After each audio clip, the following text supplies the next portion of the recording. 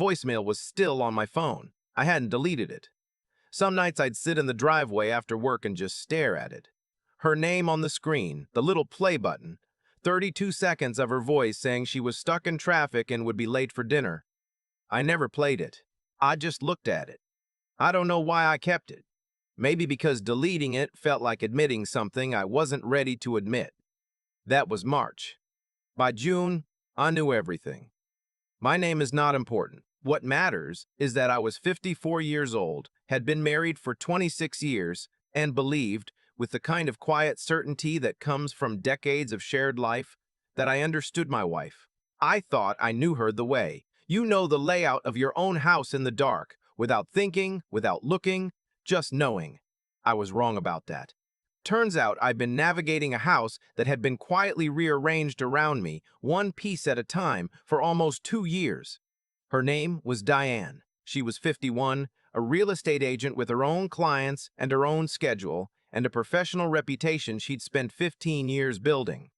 We lived outside Columbus, Ohio, in a house we'd bought together when our son was 3.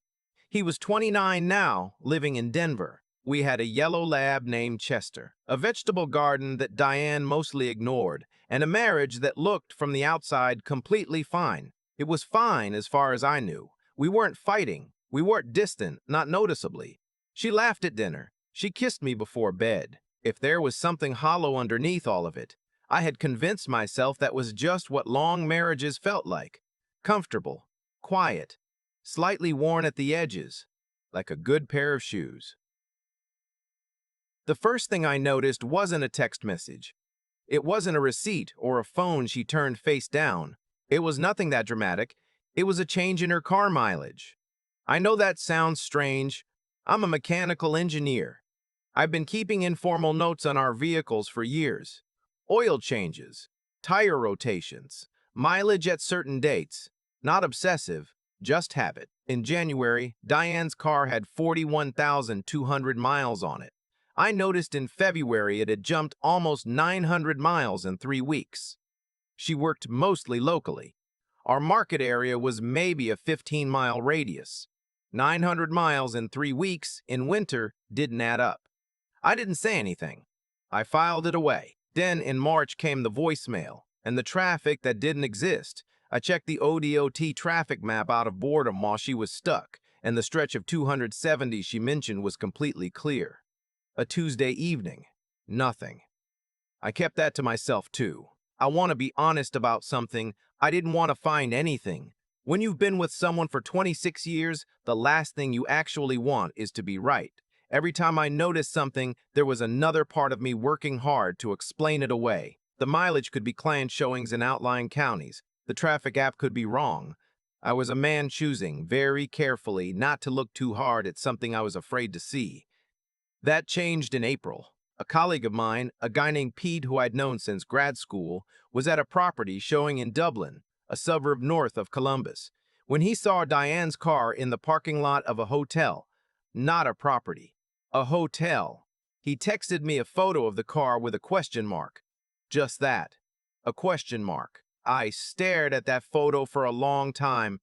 Her blue Highlander, her personalized plate, Gome ends for Diane Holmes, her maiden name that she'd kept on the plate because she said it was good for real estate branding. Unmistakable. She had told me she was at a continuing education seminar for her license that day, a full-day thing downtown. I texted payback, "You sure that's hers?" He sent me a zoomed-in photo of the plate. I didn't call her.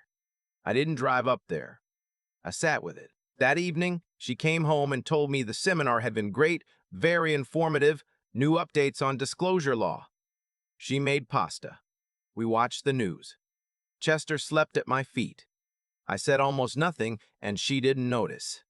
That night, lying awake at 2 a.m., I made a decision. I wasn't going to confront her on a feeling in a parking lot photo. I was going to know, completely and without question, before I said a single word. I'm not proud of everything I did next, but I'm not ashamed of it either. I bought a GPS tracker, the kind that's magnetic, attaches to the undercarriage of a vehicle.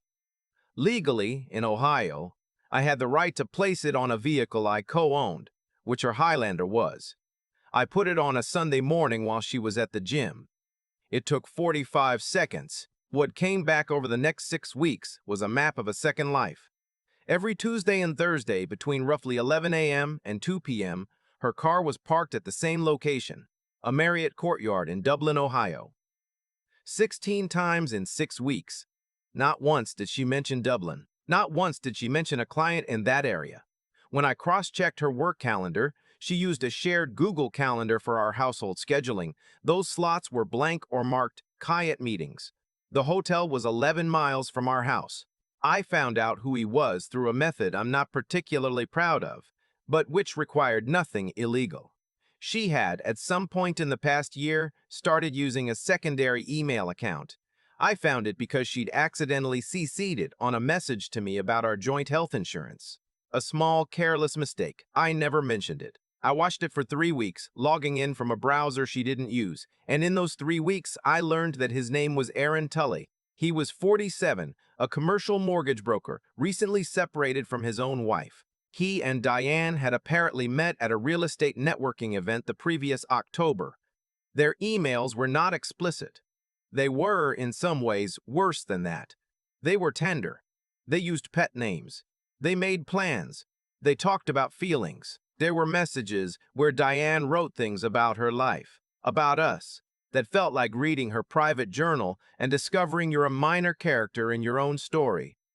I printed several of them. I put them in a folder. I kept a folder in my car. My son called me that May on a Sunday afternoon. We talked for 40 minutes about his job, his girlfriend, a hiking trip he was planning. I listened and laughed and gave him advice and did not say a single word about any of it. I didn't know yet how to say it. I didn't know if I'd ever say it. I was still, even then, deciding what I was actually going to do. What forced my hand was the money. In early May, I pulled our joint brokerage statement, something I did quarterly, and found a withdrawal I hadn't authorized. $14,000, moved out in 2 transactions in March, labeled personal transfer. I hadn't signed anything. I hadn't agreed to anything. I called our financial advisor, a man named Cliff who we'd worked with for 9 years. I kept my voice completely level. I asked him to walk me through all account activity for the past 18 months. What he described made my chest feel like it was filling with concrete. Over the course of 19 months, $41,000 had moved out of our joint investment account in increments, small enough, each time, not to trigger automatic alerts. Some went to an account in her name only. Some of that money, based on emails I later found, had been transferred to Aaron Tully's LLC as a private investment. She had invested $41,000 of our retirement savings into her boyfriend's business. I sat in my car after that call for a while. Chester was watching me through the kitchen window. I could see him from the driveway, his big, stupid face pressed against the glass, tail moving. I thought about the vegetable garden we'd planted in 2009. I thought about her in the hospital the night our son was born, how she'd held my hand so hard her knuckles wet white. I thought about 26 years. Then I called a lawyer. Her name was Patricia Dowell, a family law attorney in Worthington with a reputation for being excellent and completely without sentiment. I laid out everything I had, the GPS logs, the emails I'd printed, the financial records, the withdrawal documentation. She was quiet for a moment, then said, "Mr. Holmes, did your wife have authorization to move funds from the joint account?" I told her no. She said, "Then we have quite a bit to work with." I spent 3 weeks after that meeting organizing everything into a format she requested. I didn't change my behavior at home. I made dinner twice a week. I went to our neighbor's Memorial Day cookout with Diane and stood next to her while she laughed and held a beer, and I thought, she has no idea. That was the strangest feeling. Stranger than the anger. Stranger than the grief. The absolute unreality of standing next to someone and knowing something enormous that they don't know you know. The following Tuesday, I knew from the tracker that she was at the Marriott in Dublin. I drove up there. Not to cause a scene. I want to be clear about that. I am not someone who causes scenes. I drove up there because Patricia had advised me that in-person photographic evidence obtained in a public space would significantly strengthen certain aspects of the case. Ohio is a no-fault divorce state, but financial misconduct is treated differently. I needed documentation. I parked at the far end of the lot. I had a camera with a decent zoom lens. I told myself I was prepared for what I might see. I was not prepared. They walked out together just after 1:30 p.m. He was tall, neatly dressed, the kind of forgettable, professional-looking man you see at every Chamber of Commerce event in every mid-size American city. She was laughing at something he'd said. He had his hand on the small of her back, and she leaned into him, a small, unconscious movement, the kind you don't perform, the kind that just happens. And something in my chest broke loose. I took the photos. 12 of them. I drove home. I did not call her. I did not cry, not then. I pulled into the garage and sat in the car for maybe 20 minutes, not thinking anything in particular, just sitting. That night, she texted me from her car, running a little behind. Client went long. Start without me. I read the message. I thought about replying something normal. Instead, I replied, take your time. And then I attached one of the photos. Just one. The two of them in the parking lot, his hand on her back, her laughing. I put my phone face down on the counter and went and fed Chester. She called 4 minutes later. I didn't answer. She called 4 minutes later. I didn't answer. She called again. I didn't answer. She called a third time and I picked up and said quietly, drive safely. Then I hung up. The sound of her car in the driveway 20 minutes later was like something I'd heard 1,000 times and was hearing for the very last time, both at once. She came through the door and her face was the color of old chalk. She opened her mouth and I held up one hand and said, not tonight. And I walked upstairs and closed the bedroom door. That was the beginning of the end, though the end itself took months. She spent 2 days trying to explain. I sat through 2 hours of it on a Thursday evening because Patricia had advised me, gently, that recorded conversation could be useful. Ohio is a one-party consent state for recordings. Diane cried. She said she had been unhappy for years and hadn't known how to say so.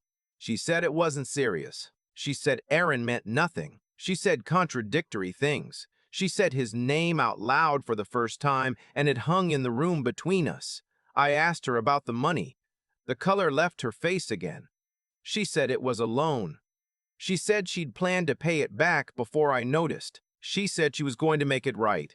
I said, I'd like you to write down every transfer, every date, and every amount, right now. She did. The number she wrote, 38,000, was 3,000 less than what Cliff had documented. When I pointed that out, she went very still. I said, I have the full statements, Diane. She started crying again. I handed her a box of tissues and sat there and waited. The divorce filing happened 6 weeks later. My attorney moved quickly on the financial misconduct documentation. Because the transfers had been made without my consent from a joint marital account, we were able to pursue recovery of those funds as part of the settlement. Aaron Tully's LLC, it turned out, was already in trouble before Diane's money arrived. He had solicited investment from at least 2 other women in similar circumstances, something his own estranged wife was in the process of documenting in her own divorce proceeding. That information came through a phone call between Patricia Dowell and Aaron's wife's attorney. It was, Patricia told me, not an unusual situation for someone operating like Aaron. Diane's attorney negotiated hard. Mine negotiated harder.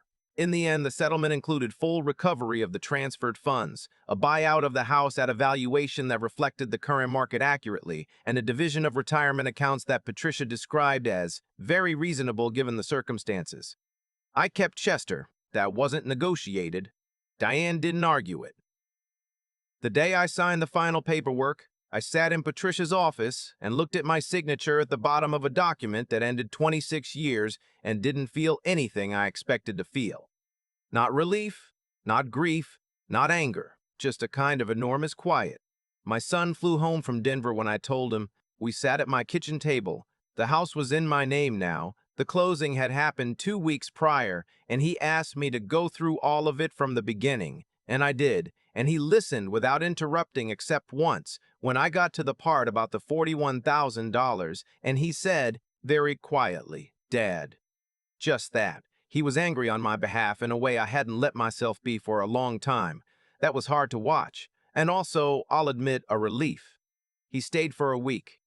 We worked on the vegetable garden. He fixed the gutter on the back of the house that had been pulling loose for 2 years.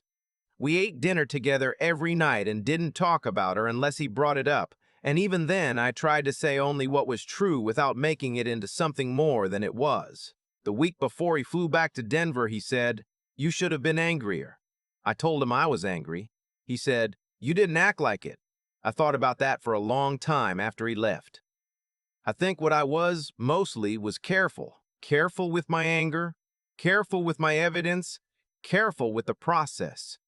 I had watched enough people walk into terrible situations with nothing but their emotions and come out with less than they deserved. I didn't want that. I wanted what was mine. Not revenge, not drama, just the accurate accounting of 26 years and the means to start over without starting from zero.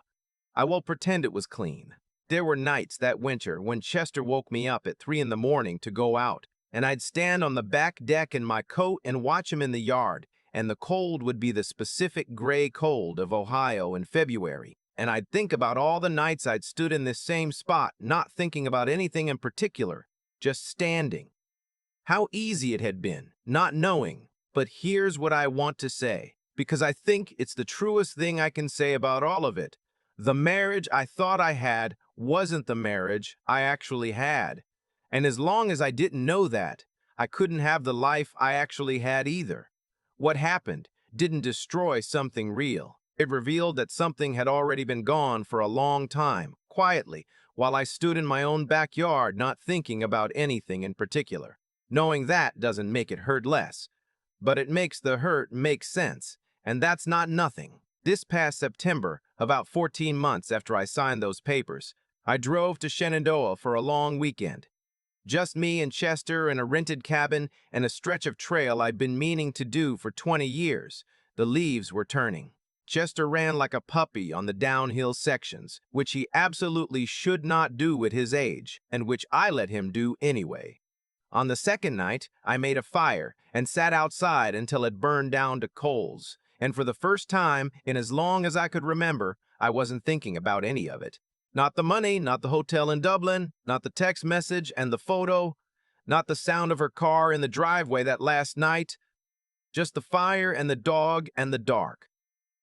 That's not an ending, exactly. It's more like a beginning that came later than I expected. I'll take it. People ask me sometimes, usually men around my age who've heard pieces of this story, how I stayed so calm through all of it. And I never know exactly how to answer that, because from the inside it didn't feel like calm. It felt like weight. There's a difference. What I've come to understand, looking back at the year between that first parking lot photo Pete sent me and the morning I signed the divorce papers in Patricia's office, is that the way you respond to being betrayed says more about you than the betrayal itself ever could.